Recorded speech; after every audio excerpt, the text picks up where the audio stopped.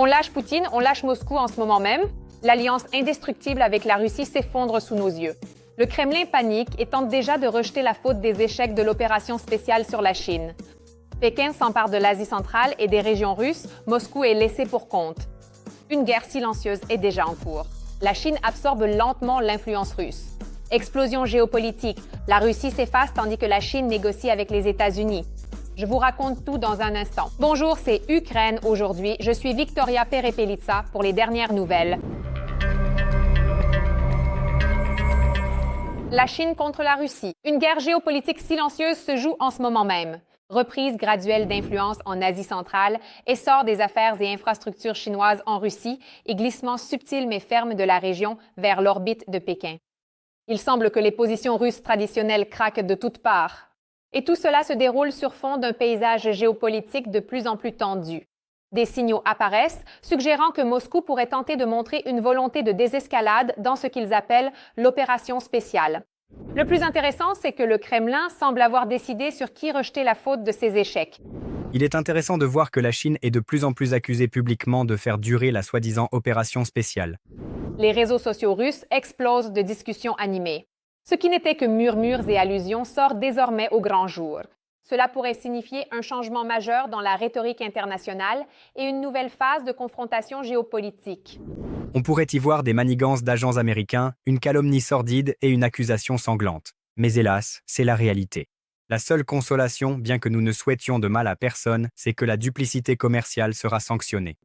Les experts russes notent de plus en plus que la vision de la Chine sur son rôle mondial diverge nettement des prétentions russes au statut de grande puissance.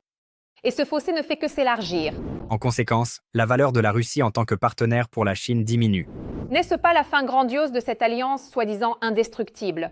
L'amitié tant vantée entre la Russie et la Chine perd de son éclat, malgré toutes les déclarations officielles sur une unité stratégique éternelle.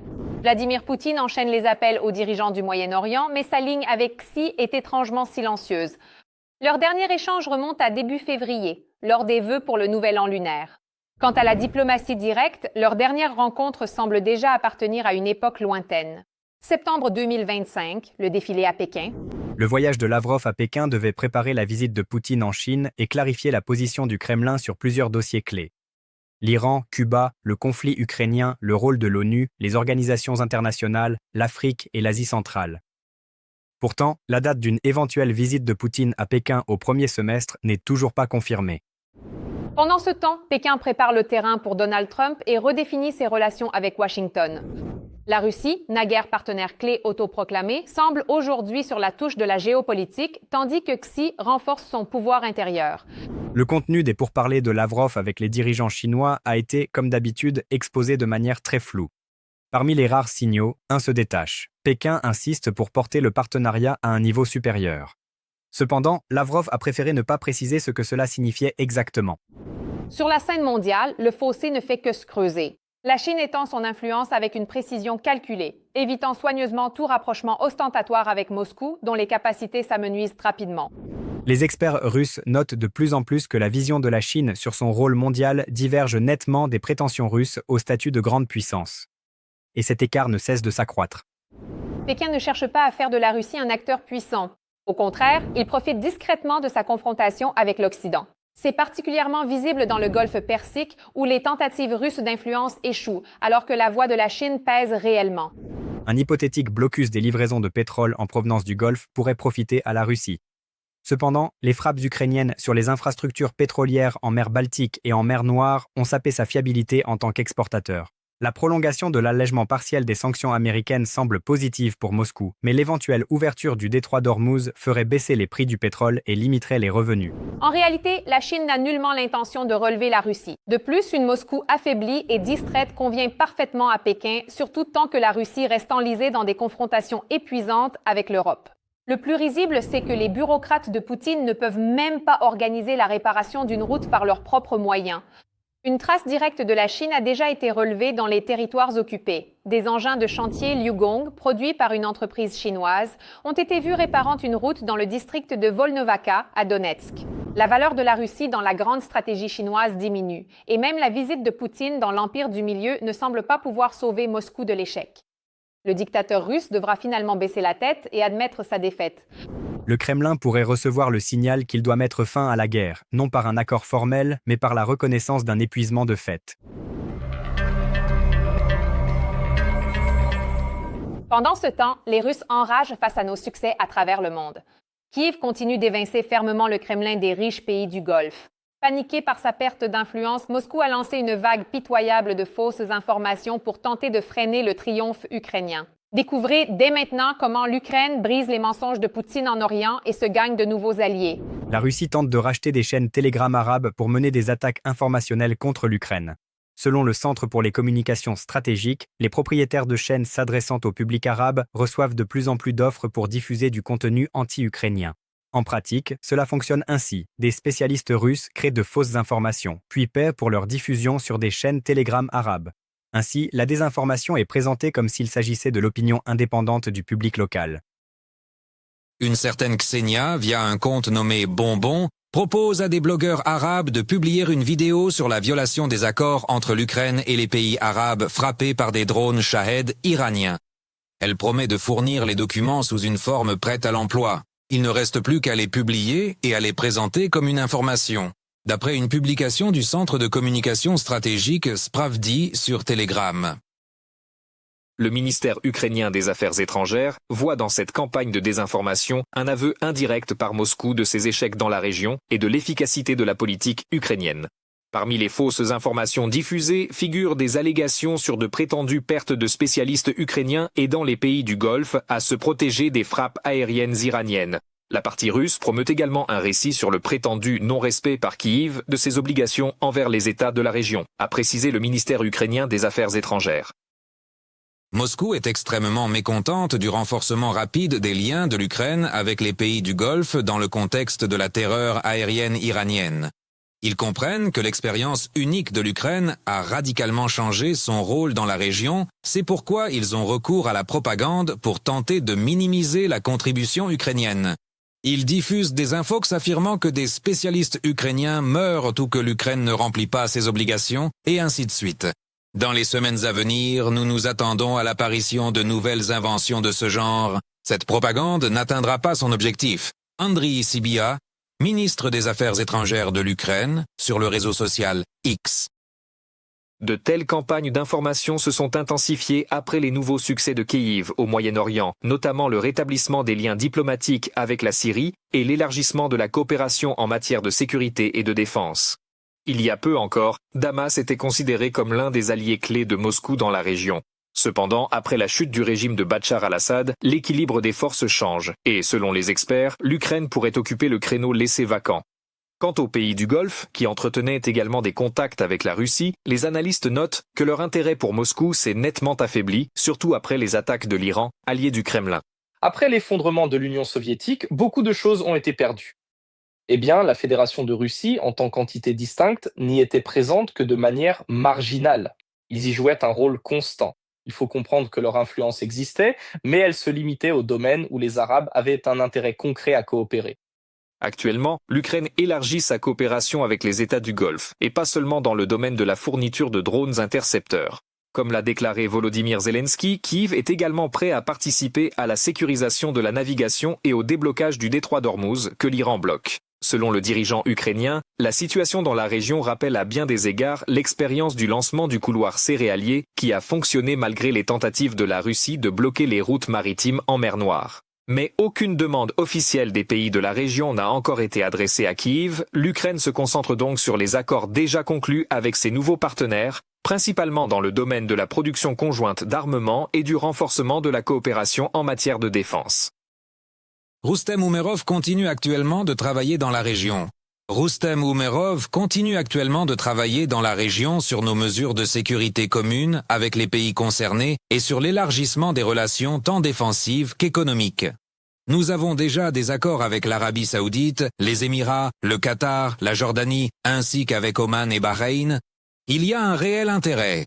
Pour la première fois de l'histoire, l'Ukraine n'est pas seulement présente au Moyen-Orient et dans le Golfe, elle y est un partenaire fort et apprécié. Je rappelle que l'Ukraine a déjà conclu des accords de 10 ans avec plusieurs pays de la région. Il prévoit l'ouverture de productions conjointes chez les signataires, des investissements dans la défense et une coopération pour créer et produire des armes. Nikita Skoblikov pour la chaîne de télévision Freedom. Ce que Poutine craignait tant est enfin arrivé. Le géant discret d'Asie a brisé ses chaînes pacifistes et porte un coup dévastateur dans le dos de l'agresseur. Tokyo entre officiellement dans le jeu aux côtés de l'Ukraine. Ce n'est pas qu'une aide, c'est un virage géopolitique total. Alors que Moscou espérait la neutralité de l'Orient, les samouraïs ont dégainé leurs lames. Tous les détails à suivre. C'est la fin de l'ère du silence. Le dragon japonais s'est réveillé. Pendant longtemps, le Japon a été un géant discret pour le monde. Une économie puissante, d'énormes capitaux, mais un refus total de tout rôle militaire dû à sa constitution pacifiste. Mais l'invasion massive de l'Ukraine par la Russie en 2022 a fait voler en éclats ce monde paisible. Tokyo a compris, si la bête enragée n'est pas achevée en Europe, les flammes gagneront l'Asie demain. Aujourd'hui, nous voyons un revirement fatal pour le Kremlin. Le Japon entre en jeu comme un partenaire d'acier pour l'Ukraine, conscient que Kiev et Tokyo mènent le même combat pour leur survie. Les chiffres parlent plus que les mots. Le Japon a déjà investi plus de 15 milliards de dollars en Ukraine, se classant 6e donateur mondial. Mais le vrai choc pour le Kremlin, c'est le nouveau programme de 6 milliards de dollars pour 2026. C'est ce qu'a déclaré la vice-présidente de la Verkhovna Rada, Olena Kondratiuk. Kiev a déjà reçu de Tokyo plus de 2500 générateurs, plus de 65 transformateurs, 10 centrales électriques mobiles, ainsi que d'autres équipements cruciaux pour restaurer le réseau énergétique. 6 milliards, c'est presque 40% de toute l'aide des années précédentes, versée d'un seul coup. Tokyo ne se contente plus d'aider l'économie ukrainienne à survivre, mais investit dans la sécurité systémique en achetant des radars, des démineurs et du matériel de pointe qui place notre armée bien au-dessus des occupants. Mais la révolution majeure se joue au niveau des lois. Jusqu'à récemment, le Japon interdisait la livraison de chars, d'artillerie, de missiles, de navires et d'avions, les fameuses 5 catégories. Mais dès le premier semestre 2026, ces entraves seront levées. En février dernier, l'OTAN a annoncé que le Japon prévoyait de rejoindre Pearl, l'initiative de soutien à l'Ukraine.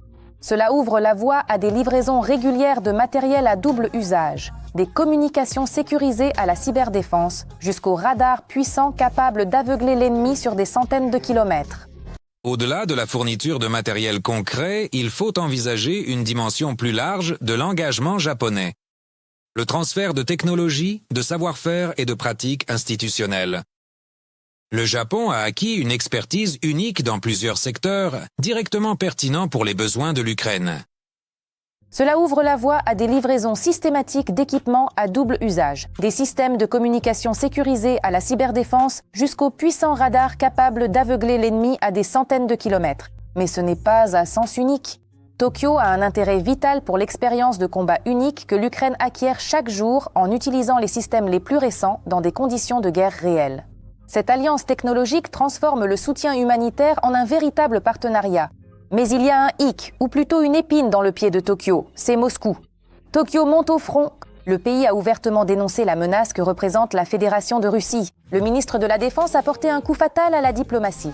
La guerre en Ukraine est une attaque directe contre la sécurité du Japon. La raison est apparue. La Corée du Nord envoie ses militaires au front avec les Russes pour acquérir une expérience de combat infernale et des technologies. La guerre en Ukraine n'est pas quelque chose de lointain.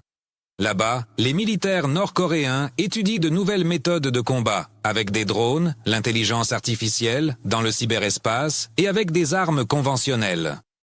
Lorsqu'ils rentreront en Corée du Nord, la question se posera, à quoi servira précisément cette expérience et contre qui ? Le ministre est furieux. Il est vital pour le Japon de percer les motifs secrets de Kim Jong-un et de Poutine, car cette alliance militaire transforme l'Asie de l'Est en une poudrière prête à exploser à tout moment. Mais la vengeance contre la Russie est déjà prête. Le Kremlin est pris au piège du soft power. Le gouvernement japonais lance un plan d'annexion silencieuse des Kouriles par l'économie. Tokyo a proposé à Moscou un plan détaillé pour prendre l'initiative sur les îles, du contrôle total de l'écologie à la télémédecine depuis Hokkaido. Il est suggéré que des médecins japonais puissent conseiller aussi bien les patients que les médecins russes locaux, y compris via Internet. Selon Tokyo, des entreprises privées russes et japonaises pourraient organiser des croisières maritimes pour les touristes japonais vers certaines îles des Kouriles du Sud. Les autorités japonaises espèrent également que les écologistes des deux pays pourront travailler ensemble à la préservation de l'environnement. La Russie semble perdre son droit exclusif sur les îles sous couvert de coopération. Mais ce n'est pas tout. Dans le domaine de la pêche, le Japon prépare un appât auquel Moscou ne pourra pas résister. Transformation conjointe du poisson et conquête éclair du marché des produits de la mer. Tokyo s'approprie de fait les ressources des îles. Et là, Moscou devrait s'inquiéter, car toutes ces offensives de Tokyo vers les Kouriles ne sont pas fortuites. Le Japon l'a officiellement confirmé.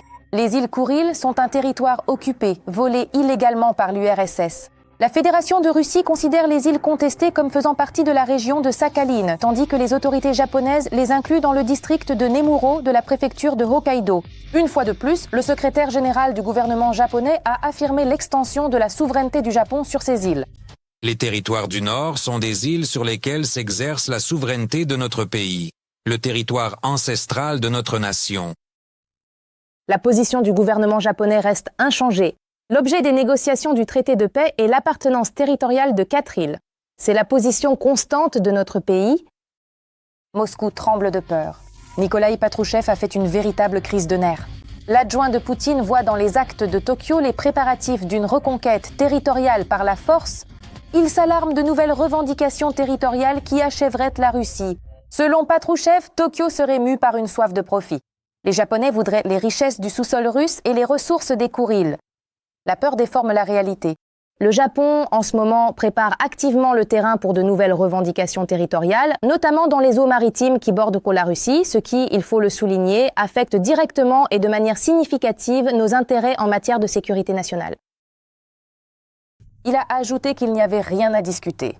Les îles sont à nous, dit-il. Mais il a admis que le Japon a bâti une flotte puissante et prépare sa revanche avec l'OTAN.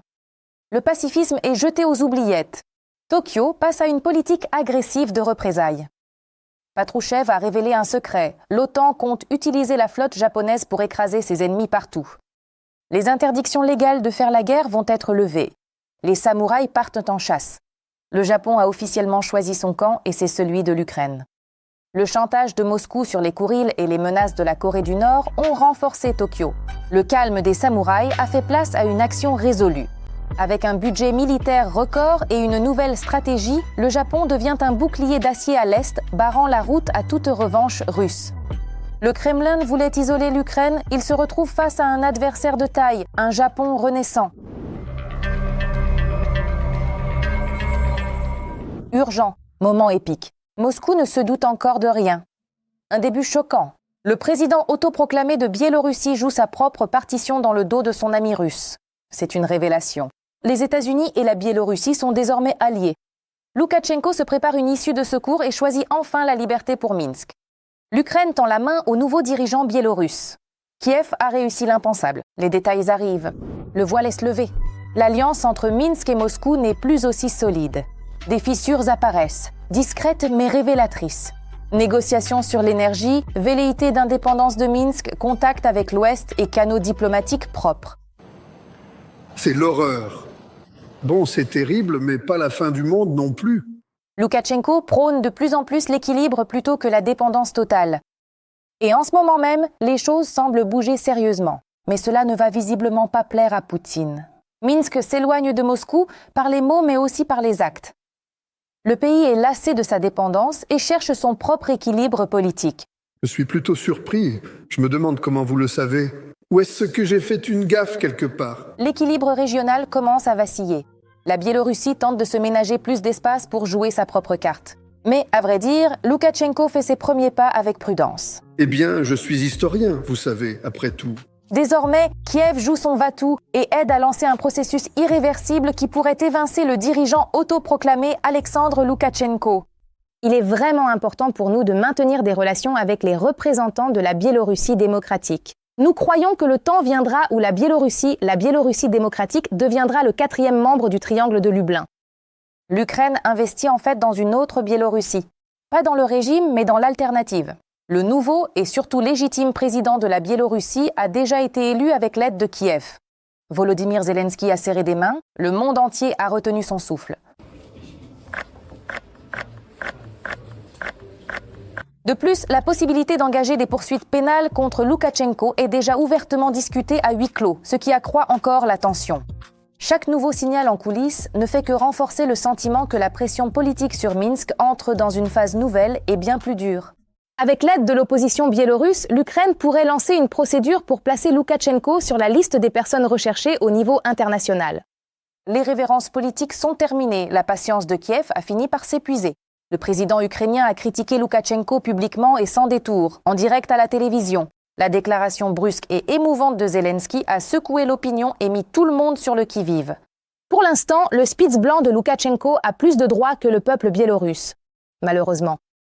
En 2020, il y avait une chance de changer cela et je suis sûr qu'il y en aura une autre. Mais à l'époque, le soutien aux Biélorusses était tout simplement insuffisant. Et maintenant, nous sentons tous à quel point c'est devenu plus difficile, plus coûteux et plus dangereux pour tout le monde à cause de la dépendance de la Biélorussie envers Moscou qui n'a pas diminué. Et ce n'est pas encore la fin du grand jeu. L'Ukraine et l'Occident sont en train de former une voie politique alternative pour Minsk. Le président des États-Unis joue sa carte. Les acteurs extérieurs ajoutent de nouvelles strates d'influence. Et voici l'entrée du joueur principal.